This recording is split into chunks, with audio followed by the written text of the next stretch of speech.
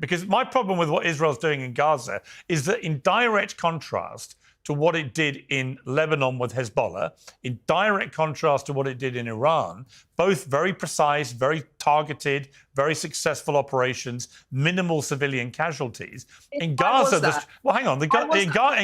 Gaza, the strategy has been completely different. It's been a strategy of sort of nihilism, where they just destroy everything in Gaza. Almost every hospital is either now... Well, hang on, let me finish. Is either destroyed or damaged in some way. We know this actually because we have to listen to British doctors who've come out and told everybody what is actually going on there, because, of course, international journalists are still banned by the IDF, even though they were allowed in previous conflicts in Gaza. They're not allowed in to verify anything in this one, which I find very suspicious. But here's my point, Elika. I defended Israel's right to defend itself after October the 7th, not least because the Hamas spokesman went public almost immediately and said, we want to keep doing this. So I completely understand Israel's not just a need or a right, but a duty to defend its people. However, what we've seen in the last few months, with a 3-month blockade of starvation of already war-torn, impoverished people, and then this constant bombardment, including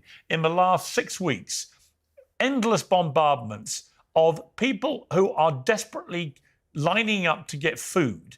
Now, they are dying, it seems very mysteriously. The IDF says we shot in the air as warnings. Sometimes they use other language, which means they may have shot towards people they saw as a threat, or they are now investigating what happened. I read out earlier in a previous debate about this, all the different times this has happened in the last 6 weeks. It's endless. And the idea that the IDF are not killing people in this way, when everybody else involved says they are, is ridiculous. So the point I think Dave is making, quite straightforwardly, is that what the IDF's been doing in the last 3 months, to me, crosses any line of self-defense and could absolutely be categorized as terrorizing the innocent people of Gaza. Now, it doesn't mean they're not in their heads going... In their heads, they're going after Hamas. Their motivation is, we want to kill the bad guys. But they have lost all sense of proportion.